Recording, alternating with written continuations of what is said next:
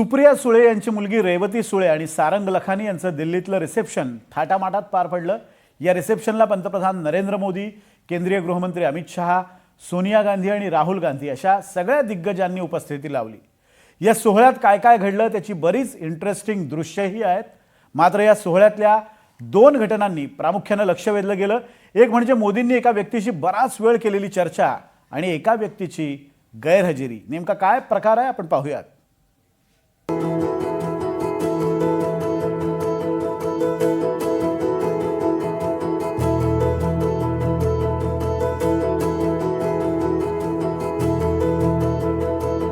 शरद पवार यांच्या नातीचं म्हणजे रेवती सुळेच्या लग्नाचं रिसेप्शन म्हणजे चर्चा तर होणारच असा सोहळा।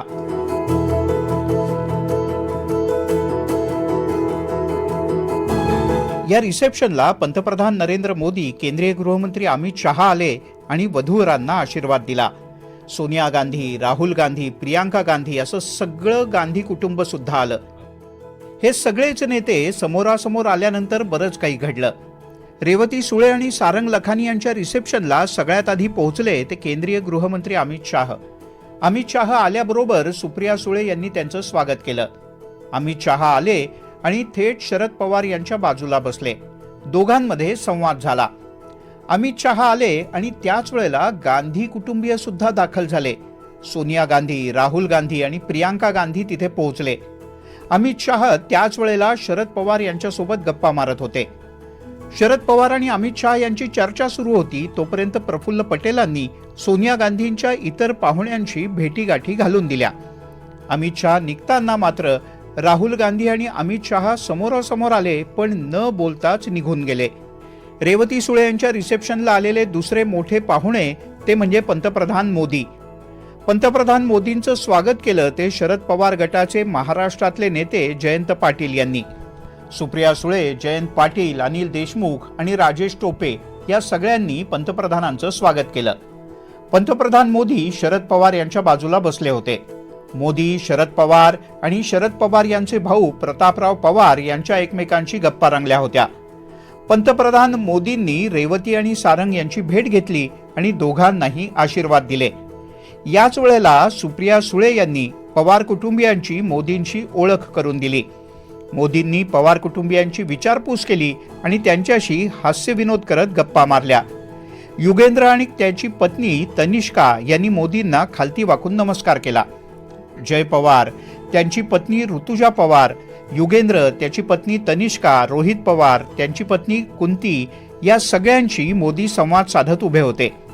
पंतप्रधान मोदींनी सगळ्यात जास्त वेळ संवाद साधला तो रोहित पवार यांच्याशी। गेल्या काही काळापासून शरद पवार एनडीएला पाठिंबा देणार असल्याची चर्चा आहे। मात्र त्यावरूनच रोहित पवार नाराज आहेत असंही बोललं जातं। या सगळ्या पार्श्वभूमीवर पंतप्रधान मोदी यांनी रोहित पवारांशी साधलेला संवाद अतिशय महत्त्वाचा ठरतो। विरोधकाचं काम हे सत्ताधाऱ्यावर टीका करणं असतं। रोहित पवार यांनी मागील काही वर्षापासून केंद्र सरकारवर, राज्य सरकारवर वारंवार टीका केलेली आहे।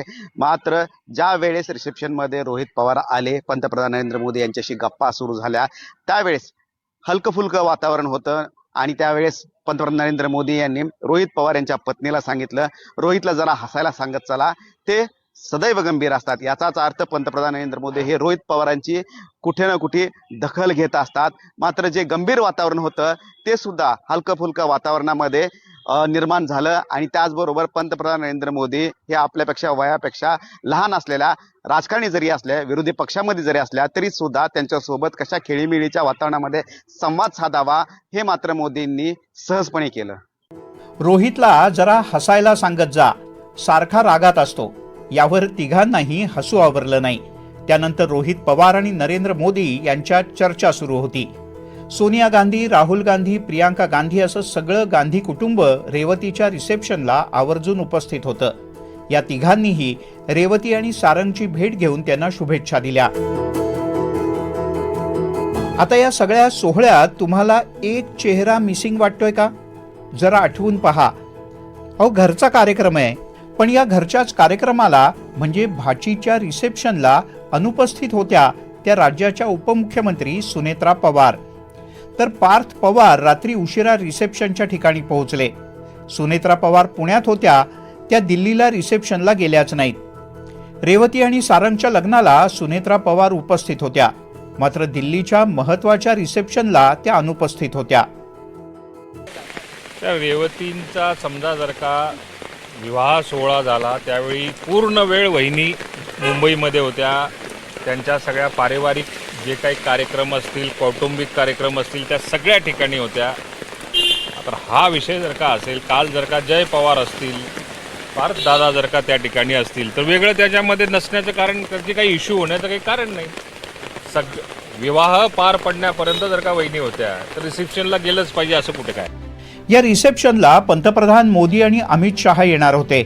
त्याच वेळेला पवार कुटुंबियांमध्ये महत्त्वाचं पद भूषवणाऱ्या सुनेत्रा पवार मात्र अनुपस्थित होत्या। रेवती सारंगचं रिसेप्शन म्हणजे एक प्रकारे मनोमिलन सुद्धा होतं आणि राजकीय मेळावा सुद्धा। मात्र यामध्ये उठून दिसली ती मोदी आणि रोहित पवार यांची चर्चा आणि उणीव भासली ती सुनेत्रा पवारांची। रामराजे शिंदे, NDTV मराठी, नवी दिल्ली।